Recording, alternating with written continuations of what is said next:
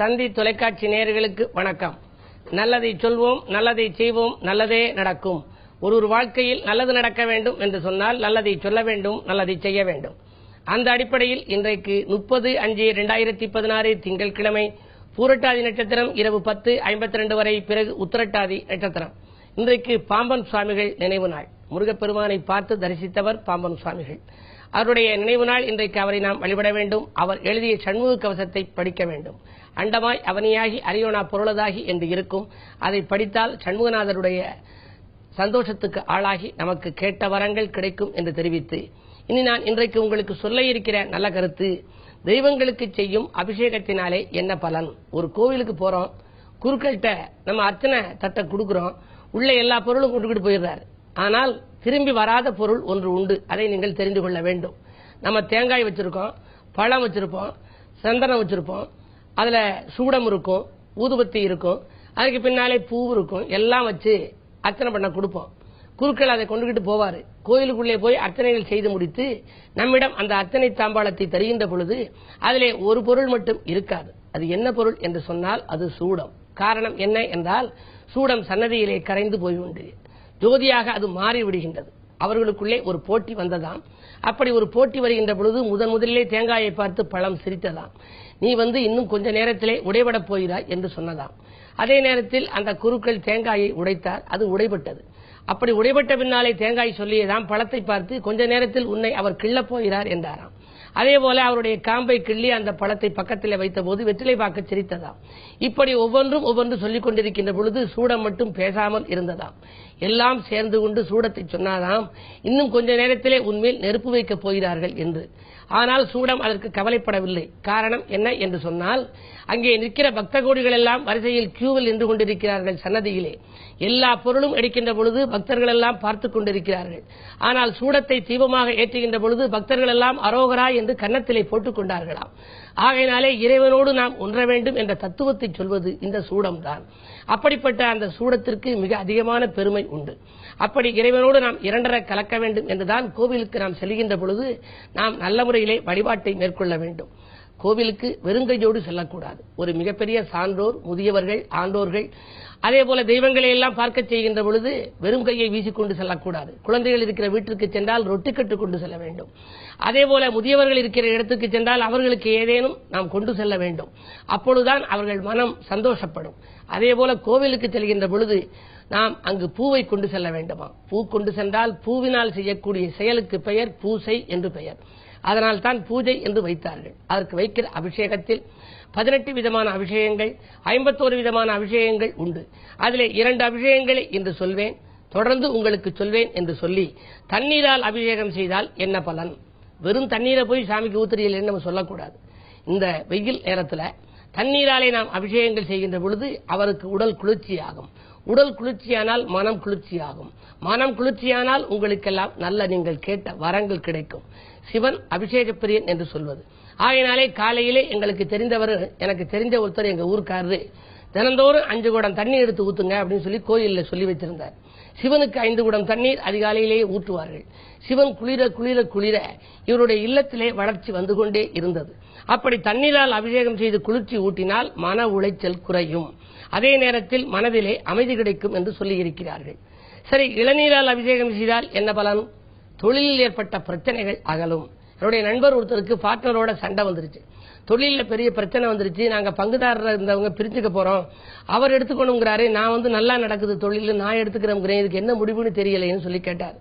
இளநீரால் அபிஷேகம் செய்துவிட்டு வாருங்கள், உங்களுக்கு முடிவை இறைவனே தீர்ப்பளித்து விடுவார்னு சொன்னேன். அவர் அப்ப நந்திக்கு அபிஷேகம் நடந்து கொண்டிருந்தது. இளநீரால் அபிஷேகம் செய்தார். அடுத்த வாரமும் போய் செய்தார். 2 பிரதோஷங்கள் சென்று அதுபோல அபிஷேகம் செய்த பிறகு பார்ட்னரே இவற்றை தொழிலில் விட்டு கொடுத்துட்டார். இவரே அதை எடுத்து இப்ப நடத்துறாரு. இது போன்ற அபிஷேகத்தினாலே நம் வாழ்க்கையில் அபூர்வமான பலன்கள் கிடைக்கிறது.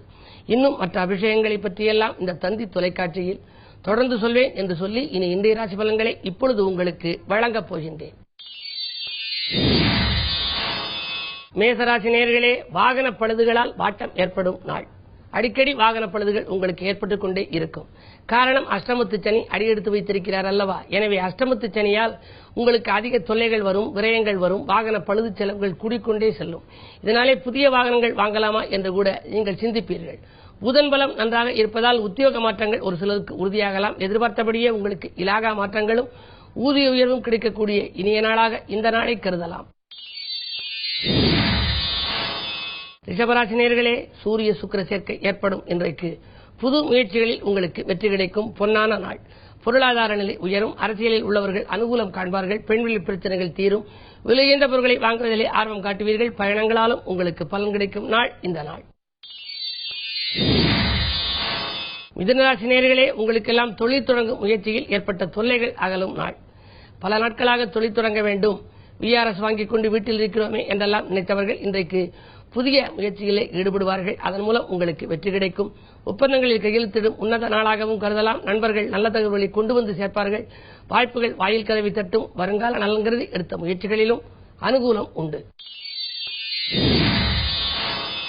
கடகராசி நேயர்களே, உங்களுக்கு சந்திராஷ்டமம். எதை செய்தாலும் யோசித்து செய்ய வேண்டும். அது மட்டுமல்ல, இறைவனை பூஜித்தும் செய்ய வேண்டும். பயணங்களை மாற்றியமைத்துக் கொள்ளுங்கள். பக்கத்தில் உள்ளவர்களால் உங்களுக்கு சிக்கல்கள் ஏற்படலாம். அனுசரித்து செல்வதன் மூலமே ஆதாயம் கிடைக்கும் நாள் இந்த நாள். சிம்மராசி நேயர்களே, உங்களுக்கெல்லாம் இன்றைக்கு ஆலய வழிபாட்டால் ஆனந்தம் காணுகின்ற நாள். அடுத்தவன் நலன்களில் எடுத்த முயற்சிகளிலே வெற்றி கிடைக்கும். பொதுநலத்தில் ஈடுபட்டிருப்பவர்களுக்குரிய வீண்பலிகள் அகலும். தொழில் மாற்ற சிந்தனைகள் மேலோங்கும். பஞ்சாயத்துக்கள் நல்ல முடிவுக்கு வரும். குழந்தைகளின் முன்னேற்றம் கருதி எடுத்த முயற்சிகளிலும் உங்களுக்கு வெற்றி கிடைக்கும் நாள் இந்த நாள். கன்னிராசி நேயர்களே, உங்களுக்கெல்லாம் இன்றைக்கு தன்னம்பிக்கையால் தக்க பலன் கிடைக்கின்ற நாள்.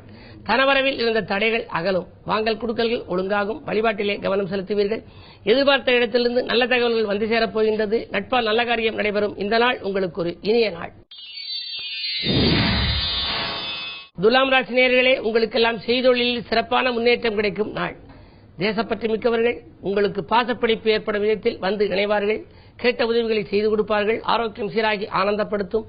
ஒப்பந்தங்கள் வந்து சேரும். வீடு வாங்க விற்க எடுத்த முயற்சிகளிலும் அனுகூலம் உண்டு. விலகிச் சென்ற சொந்தங்கள் விரும்பி வந்து சேரும் நாள் இந்த நாள்.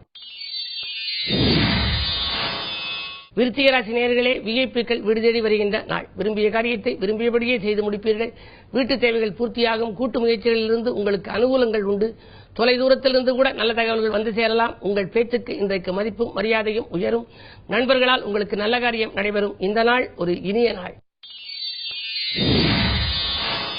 தனுசு ராசி நேயர்களே, நலமுடன் வாழ நண்பர்கள் கை கொடுத்து உதவும் நாள். நாடி வரும் வாய்ப்புகளை எல்லாம் ஏற்றுக்கொள்ளுங்கள். வீட்டு தேவைகள் உடனுக்குடன் பூர்த்தியாகும். கூட்டு முயற்சிகளில் ஒரு சிலரை நீங்கள் விலக்கிவிட நினைப்பீர்கள். கூட்டாளிகள் ஒரு சிலர் விலகினாலும் கூட புதிய கூட்டாளிகள் வந்து சேர்ந்து உங்களுக்கு தொழிலுக்கு உறுதுணையாக இருப்பர். குருவின் பார்வை இருப்பதால் எதற்கும் கவலைப்பட தேவையில்லை. மலைபோல் வந்த துயர் பனிபோல் விலகும் நாள் இந்த நாள். மகர ராசி நேயர்களே, தன்னிச்சையாக செயல்பட்டு சாதனை படைக்கும் நாள்.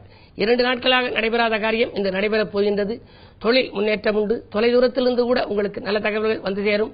பிள்ளைகளின் கல்வி நலங்கிறது எடுத்த முயற்சிகளிலும் வெற்றி கிடைக்கும் நாள் இந்த நாள். கும்பராசி நேயர்களே, சந்திரபலம் மேலோங்கி இருக்கும் என்று அரசு வழியில் அனுகூலம் கிடைத்து ஆனந்தம் அடைவீர்கள். அல்லல்கள் தீரும். ஆதரவுக்கரம் நீட்டுபவர்களின் எண்ணிக்கை உயரும். புதிய ஒப்பந்தங்களில் கையெழுத்திட்டு மகிழ்வீர்கள். அது மட்டுமல்ல, புதனின் பலம் நன்றாக இருப்பதால் மாமன் மைத்துன வழியில் ஒரு மனதிற்கினிய சம்பவம் நடைபெறப் போகிறது. வங்கிச் சேமிப்பு உயரும். வரலாற்றில் இடம்பெறும் விதத்தில் ஒரு நல்ல காரியம் ஒன்றை செய்து முடிக்கும் நாளாக இந்த நாள் அமையப் போகிறது. மீனராசி நேயர்களே, உங்களுக்கு பகை நீங்கி பாசம் கூடுகின்ற நாள். பக்கத்தில் இருப்பவர்களால் ஏற்பட்ட சிக்கல்கள் அகலும். பண தேவைகள் உடனுக்குடன் பூர்த்தியாகும். செய்தொழில் லாபம் எதிர்பார்த்தபடியே கிடைக்கும். விஐபிக்கள் ஒத்துழைப்பும் உண்டு. 6லே குரு இருப்பதால் உத்தியோக மாற்றங்கள் செய்யலாமா என்று ஒரு சிலர் சிந்திப்பர். நினைத்தபடியே அவர்களுக்கு உத்தியோக மாற்றங்கள் கிடைக்கும். குடும்ப நலங்கிறது எடுத்த முயற்சிகளில் உங்களுக்கு கூடுதல் நன்மையும் உண்டு. இந்த நாளை இனிய நாளாக அமைத்துக் கொள்ள கிழமையின் அடிப்படையில் திங்கள் என்பதால் அம்பிகையை வழிபாடு செய்யுங்கள். இன்பங்கள் எல்லாம் இல்லம் வந்து சேரும். மேலும் விவரங்கள் அறிய தினத்தந்தி படியுங்கள்.